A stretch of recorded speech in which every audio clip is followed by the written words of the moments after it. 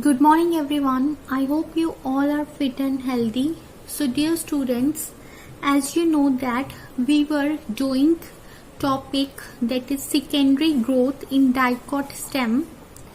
So secondary growth means the increase in thickness or girth due to activity of vascular cambium and cork cambium, that is known as secondary growth. So we have studied that the activity of vascular cambium and cork cambium, it is responsible for secondary growth of stem.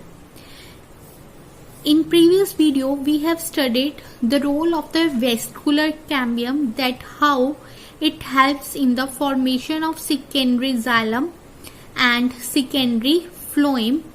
This vascular cambium is basically consisting of intrafascicular cambium and interfascicular cambium, which when united they are known as vascular cambium or vascular cambial ring.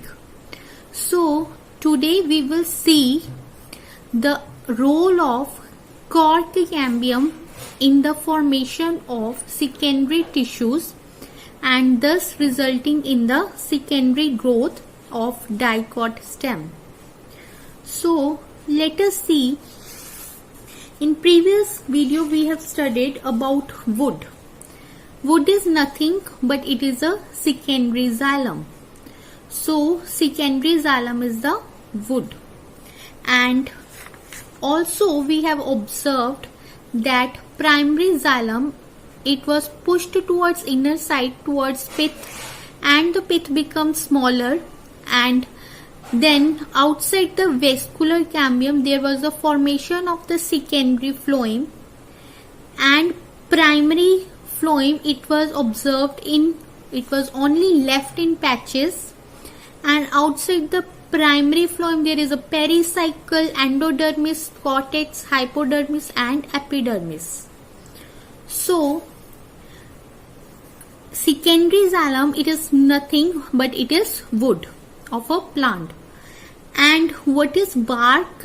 Bark is tissues which are present outside the cambial ring. So bark includes both living and non-living tissues outside the vascular cambium of dicot stem. So what is outside the vascular cambium? It is secondary phloem, primary phloem, pericycle, endodermis, cortex, hypodermis and epidermis. So in bark there is both, that is living and non-living tissues, they are present, and it is forming bark. So let us see the role of cork cambium, how it helps in the development of secondary growth in a plant, basically in dicot stem. So you know that when there is a secondary growth in the dicot stem, the tissues outside the cambial ring, due to increase in pressure, these tissues they rupture. So what ruptures? Primary phloem, pericycle, endodermis, cortex, hypodermis, epidermis, they rupture. But we will observe that some of the cells of this cortex, they become meristematic and they will help in increasing the thickness of the plant. So let us see how the cork cambium, it is helping in increasing the girth of dicot stem.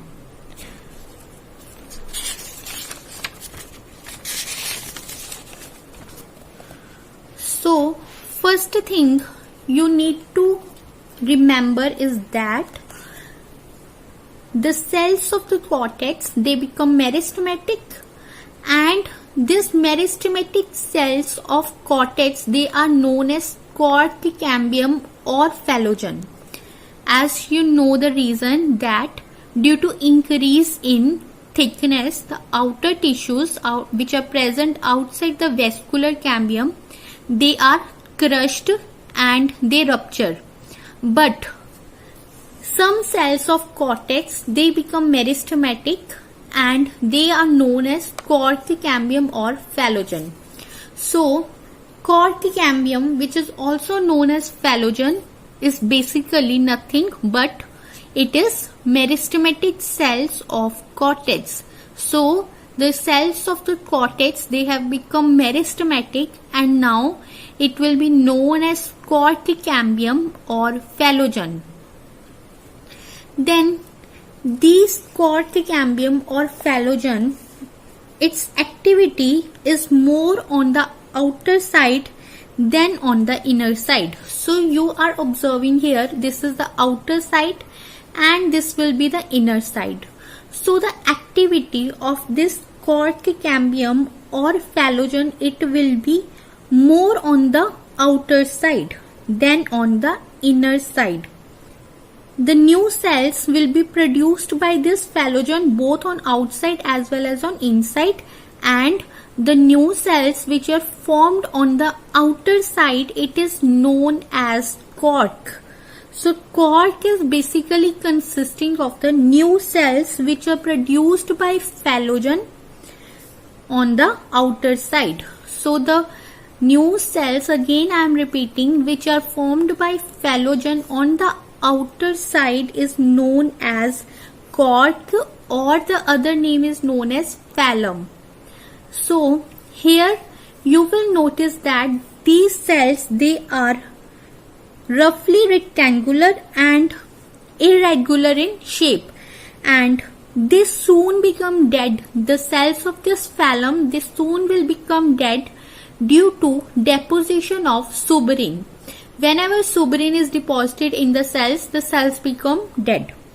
And due to this suberin deposition, the outer layer, which is now known as phallum or cork, it will become impervious to water, and therefore this phallum helps in protecting the inner tissues from attack of fungi as well as insect. So this is the role of cork cambium, that is also known as phallogen. It will become meristematic. It will produce phallum, which is also known as cork, on the outer side, and the cells of this phallum, they are rectangular in shape and they will become dead due to deposition of suberin, and therefore this helps the inner layers from protection of fungi and insects. Now coming back to the inner side, the inner cells of cork cambium. The activity of the cork cambium or phallogen on the inner side produces cells which is forming secondary cortex. So secondary cortex is formed by the activity of the phallogen on the inner side. This secondary cortex is also known as phalloderm. So therefore we have observed that the cork cambium or the phallogen, it is result in the formation of cork, which is also known as phallum, and secondary cortex or phalloderm. Then most important term is that what is periderm? Periderm is consisting of all the three tissues, that is phalloderm, phallogen and phallum. All the three tissues, they are giving rise to periderm. All the three tissues, they form periderm. So periderm is basically all the three tissues. This whole together is known as periderm. That is phalloderm, phallogen and phallum, or you can say secondary cortex, cork cambium or cork. All the three tissues together, they are known as periderm. Then we have already observed that the tissues which are present outside the vascular cambium, they will rupture, except the secondary phloem. Its activity will be continued since it is formed by vascular cambium. So now you can observe here, this is the cambial ring or vascular cambial ring. The tissues which are present outside this, they are known as secondary phloem. Its formation will be continued since due to it is formed from vascular cambium itself. However, the other tissues, that is whether it is primary phloem, pericycle, endodermis, cortex, hypodermis or epidermis, they will be crushed. But some of the cells of this cortex, they become meristematic, and then it is known as corticambium. And on the outside of this corticambium, these cells give rise to cork or phallum, and on the inner side it forms secondary cortex, or it is also known as phalloderm. So the phallogen